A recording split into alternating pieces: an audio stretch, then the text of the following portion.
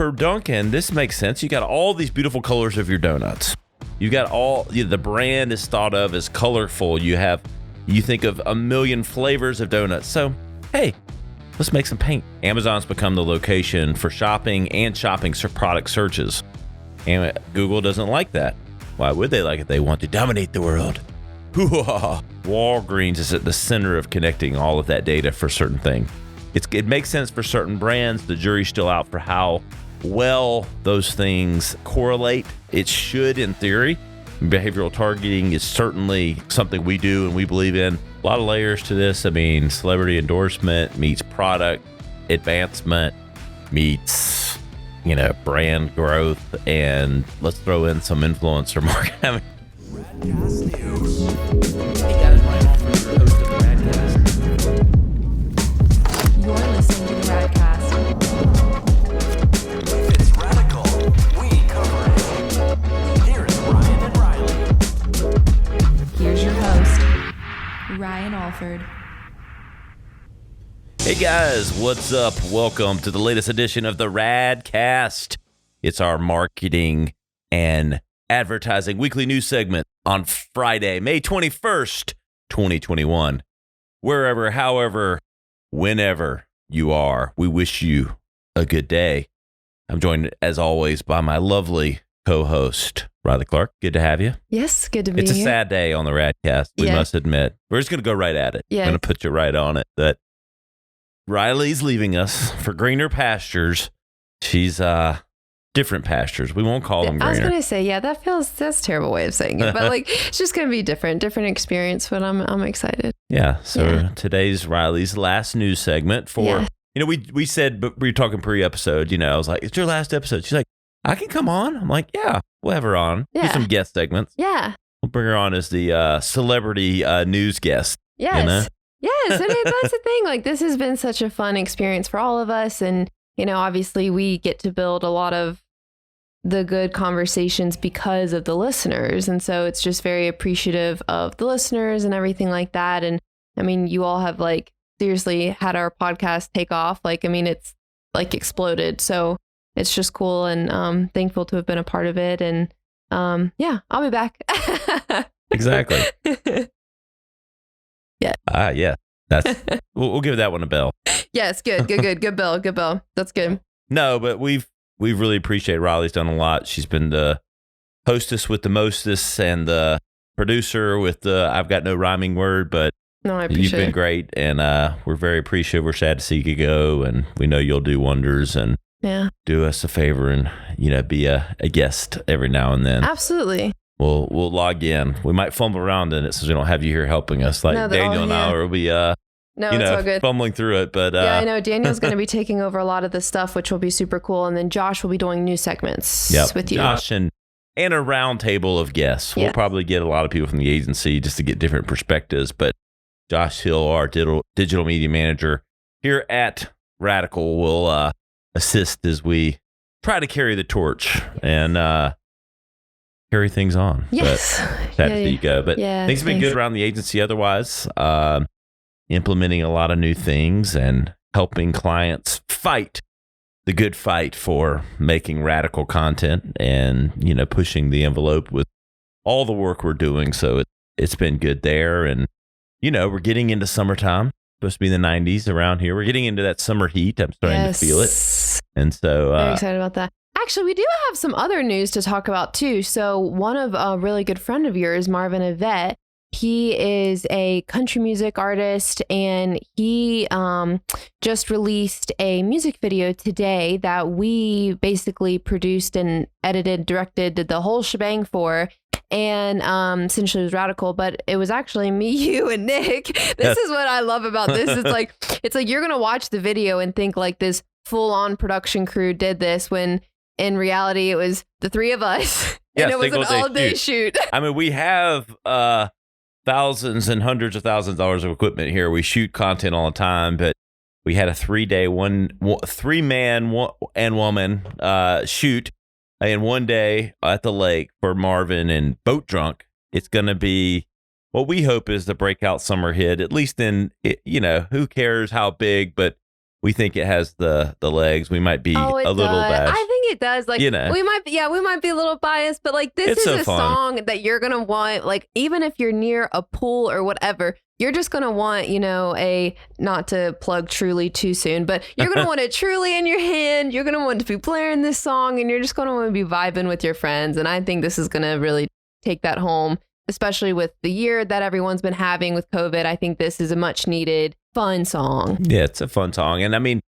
it's a cross between, we say Kenny Chesney, Jimmy Buffett, Zach Brown Band. It has some of those vibes of all those things and laid back. We're in this era of overproduced and over serious songs. I think it can cut through with being a little more lighthearted and feels like the right time and right place. And Marvin's got that deep baritone, and I think people are going to enjoy it. And I know it's already, we released the music video yesterday. I think it's got like 5,000 views already on Facebook. So, Yeah, it's like popping off. yeah, without any paid media behind it Yeah, yet. exactly. So it's going to be super exciting. Look. So yeah, so all of the music platforms, you can search for Marvin Yvette. That's EVATT, and Boat Drunk. And his newest album is Soul of a Pirate. So give that a listen, and I think you'll enjoy it for some great country tunes. But we'll get right to the news. Here's Reiley.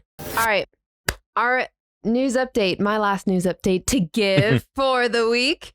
We have some really fun topics. And our first one that I love for a lot of reasons, because I'm just a big Dunkin Donuts person. We all know this.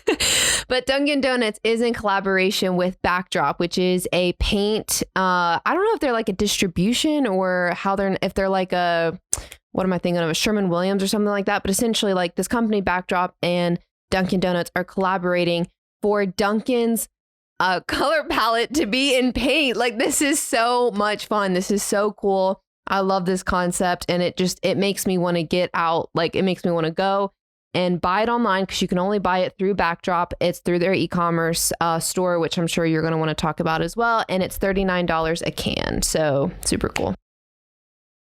So We're not going to be able to do this with a straight face. We said this before, and yeah. we're adding to all kinds of dynamics yes, to the I Radcast love here. it. So you just be ready for old school 30 years ago talk radio, and just love it. And so anyway, look, who doesn't like some icing colored paints? I'm saying.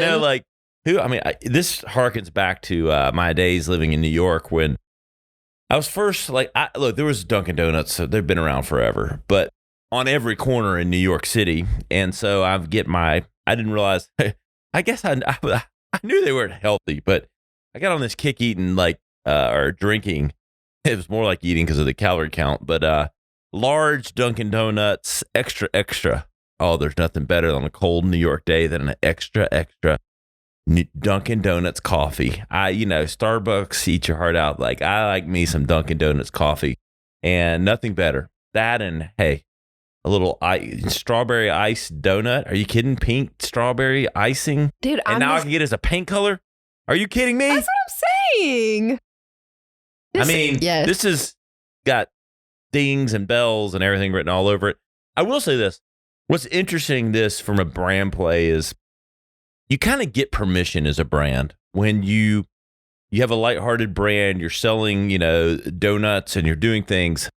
You kind of get permission. This is no different than, let's say, hey, BMW, if you wanted to come out with some headphones, BMW could come out with some really cool headphones. Oh, because for sure. You think of the ultimate driving experience. You think of all those things. For Dunkin', this makes sense. You got all these beautiful colors of your donuts. You got the brand is thought of as colorful. You think of a million flavors of donuts. So, hey, let's make some paint the color of this. I think this is cool. I think it's fun. I have no idea if it will sell a million, but something tells me it will do well. I think so especially too. for the right places. And, there's just some vibrancy to their colors and the sprinkles and all. It's just a lot of fun. I think brands that venture into places that make sense. This makes sense to me, at least in my brain. I connected the dots to it. No, it does for me too. And I think the other thing is my imagining this brand play was for more of their millennial target Gen Z audience as well. That's kind of getting into this DIY space. That's also approaching this maximalism culture that I think is being seen a lot through like interior design spaces and things like that. And these kinds of colors are not simple. Like, they are bold colors. They are here for high energy. And so I think this is bringing into play all the things that are happening culturally and just from, you know, an interior design trending style kind of stuff. And I think this hits for a lot of the funness that is coming from, you know, COVID and everything else. Really, it's changed a lot. Yeah. That's how I feel about it. I agree. I'm on the same page. Yes. So that is our first topic. Our next topic is big. So we all know, actually, let's just go this way. If you needed something, you know, to buy online, for me, my first place has always been Amazon. Do you feel like that's fair for you too? Oh yeah, for sure. Especially in the last, I don't know, 10 years, 8 years, or my times as an old man. I turned 44 this week. So yeah, I know you did. We had a birthday this week too. Oh my gosh. I know. That's to be part of the news. 44 round. Yes. Round. Yeah. yes. Thank you. Amen. Yeah. It's round number, but my time starts running together. I'm like, have I been using Amazon for 12 years or 7 years? What does it look like? I don't know. But yes, absolutely. I think of Amazon first. Well, because the thing is, I guess Google has started to maybe notice this. So essentially, Google is trying to completely change that dynamic. They are wanting to establish themselves as the bigger e-commerce giant. And so they're essentially changing, my understanding from this article is that they're changing their strategy to become the e-commerce hub. Yes. And so here's the deal. Google owns 75%. The percentage has changed daily of overall searches, searching for anything. Amazon's become the location for shopping and shopping product searches. And Google doesn't like that. Why would they like it? They want to dominate the world. But in all seriousness, so to pull that back, they have all this data, all these searches happening. So they're making e-commerce what they say is more interesting, which I support, because parts of e-commerce are very boring and very stale. And I think it lacks a level of dynamics that there's a lot of ways to go. There's a long room to go. Just like it still only accounts for 15% of all sales, even with COVID. So a lot of bandwidth here to improve the experience. But Google's using the power of all this data, aggregating all of the products that are sold, and they can bring this together because they have the power. Again, they get 75% of all searches. They have the power to aggregate across the entire internet, whereas Amazon only has the products that they sell and their third-party distributors. So Google is making a play through their shopping tab. So if you've noticed this, if you pay attention at all, you've probably seen this. You Google a product, you'll see that shopping tab at the top is playing a lot more a priority in your viewing search than before. And so you're seeing this product for sale, but they're going to take it another level with giving you more specifics across all the places for sale, the average cost, the total, the aggregation of the reviews. So they're really improving this and making it more dynamic visually from a UI perspective, and they have all the data in the world from across the entire internet. And so you're going to see this battle play out for sure. It may not feel like a battle for everyday consumers, but it's happening behind the scenes. And Google is just not going to go down lightly with letting Amazon take over search volume, because that is the crux of their business, all of the ads that they run. And you're just going to see a lot of different plays as it relates to e-commerce. The way you shop, the way that products are put together, I call it the discovery process. Search is really a discovery, right? But it's really self-discovery. But you're going to start to see more aggregated and curated discovery put together for you as e-commerce goes. So more to come on that. Absolutely. And I think what we'll be seeing, and I think this kind of even goes into our next topic too, as far as some more ad tech kind of stuff, but Walgreens is kind of moving into a different kind of realm as well. And essentially, I don't necessarily know how much of it's necessarily related, but I think what we are seeing a lot of is brands just trying to evolve in the digital space for what they feel like might work for their brand specifically. And I think with Walgreens, They're trying to move into this share. So this is our next topic, by the way, for the lack of transition there. But essentially, Walgreens is trying to boost their impressions by advancing like TV shares. And so it's like advanced TV, but they're increasing their shares and you're going to be able to speak a little bit better on this, but essentially like the overall goal is to boost impressions. It is because, and I'll even back up for a minute because, and this isn't the new news part of it, but in December, Walgreens launched their own ad platform where, because again, backing up again, they have 100 million people in their loyalty program. A lot of data there. You know what those 100 million people are buying. You have their emails, their phone numbers. You have all this data. Probably making everyone creep out for a second and thinking about how much data we give away, but just know that we give a lot away of data. First party data is very powerful, especially with cookies going away and different things. So they built their own ad platform where they aggregated places where they have in-store, like they have their own networks with the email, app, website. So they have those, but they also layered in to where you could use that data on other platforms, other ad buying platforms, Facebook, Pinterest, all of those things.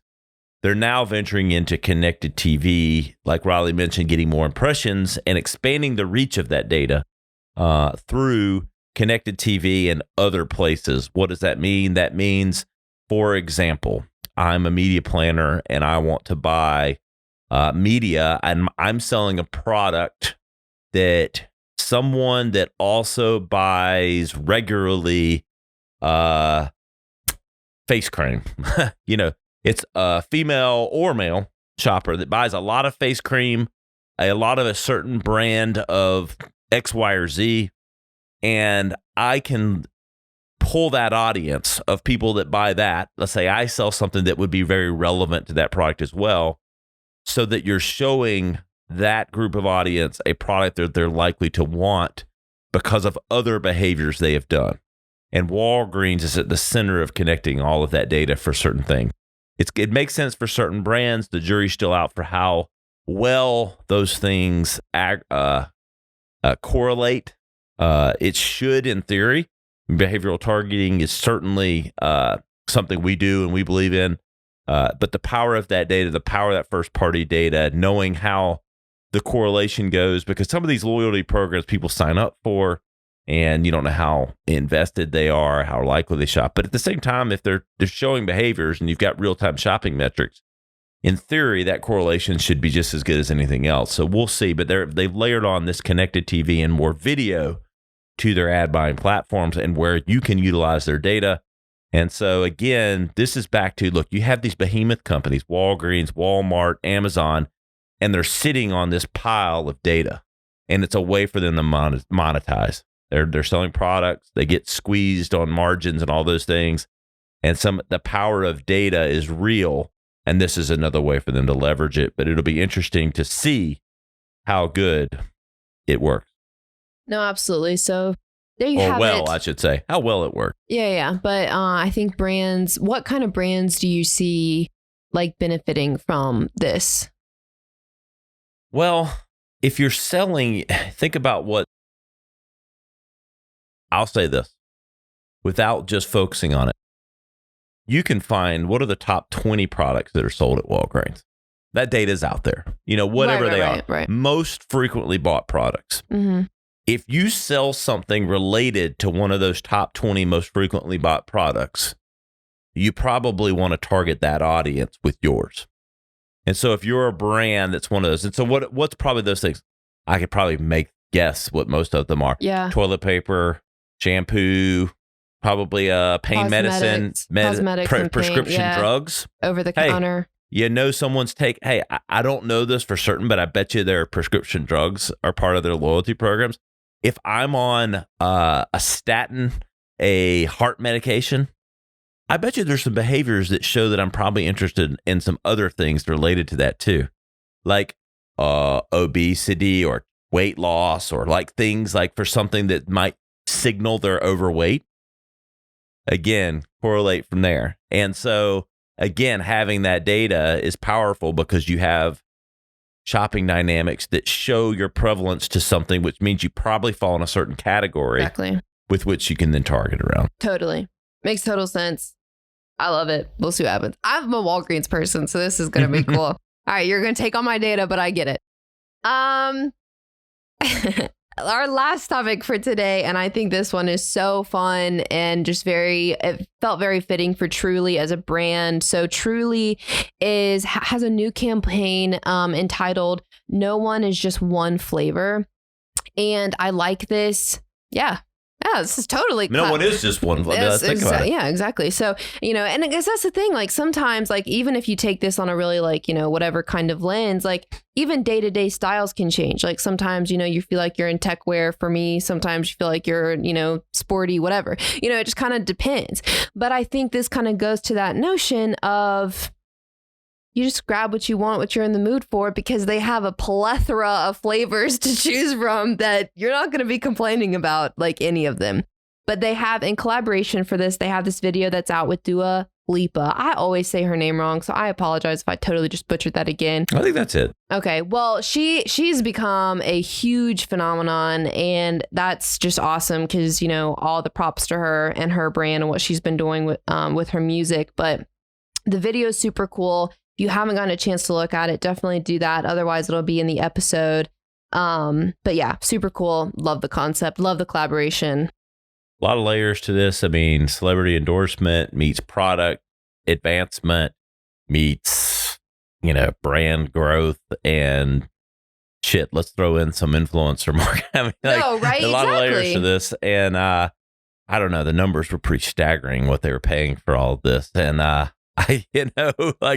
they must be selling a hell of a lots of some seltzer is what I got to say. Like, I will say, like, the sidebar, how many different fucking seltzers can you have in one store? Like, it's taking, like, I'm an ultra guy. Michelob Ultra is like the beer of choice, especially trying to keep my girlish figure lakeside. But like, it's like, I go into the store though, and it's like 5,000, there's no one flavor, but how do you even make a choice? 5,432 flavors of seltzer. That's what I'm saying. Like there are so many. Are you a seltzer fan? Yes. Okay. All right. I'm a huge seltzer person because I don't know if it's just like college, whatever, but beer is just hard to just like, So this is you and beer? Yeah, pretty much. All right. But I think Truly and White Claw, I've been leaning more towards Truly's lately, actually, than White Claw. I still think Corona Lime Seltzer is the best lime seltzer in the game. I understand that's probably a polarizing opinion, but I'm okay with that. What brand? I will die on that hill. Corona's seltzers, Corona Lime Seltzers, I think are better than... I like a Bud Light Lime or a Bud Light Orange. Bud Light Orange is like, I think I put on 10 pounds at the lake last summer on Bud Light Orange. Yeah. It's not a seltzer, but man, it's tasty. Yeah, I haven't had that. Cold Bud Light Orange. Yeah. I might have one of those this weekend. Truly, when actually, speaking of Marvin's video, when we filmed Marvin's video and we had to have everyone, have, beverages, we did get some Trulies. And that peach one is so good. Oh, yeah, peach tea. Do you remember that peach tea one? Yes. Tea, wasn't it? Mm-hmm. Tea. Man, that's what I'm saying. Oh, yeah, me Seltzers, too. Like, teas, lemonades. Exactly. Like the lemonades. I will say this, like, if I'm going to have one, I can't do the non-sweet stuff. I got to have a little bit of, like, stevia, whatever the hell, the, artificials. I think that's supposed to be natural, but I don't believe any of this is natural. But, I do think that, it's a hell. I could. How many millions was it? It was like $100 million on this campaign or something. I don't know. Yeah, it was a number that was. But Truly and these guys and White Claw and everything else, it's like seltzer. It's the year of the seltzer, I think. Oh yeah, it's gonna be a good summer. That's all I'm saying. No, just kidding. Yes. Oh yes. Yes. It's gonna be a good one for sure. Oh yeah. Any other news? I think that's it for us, but. Well, we really appreciate Reiley. She's been wonderful on the show, and we'll put all the ways to stay in contact with her, and really appreciate everything you've done. Yeah, same. It's been awesome. Cool, guys. Well, you know where to find us. We're at theradcast.com, at the.rad.cast on Instagram. I'm at Ryan Alford on all the platforms. We'll see you next time on the Radcast.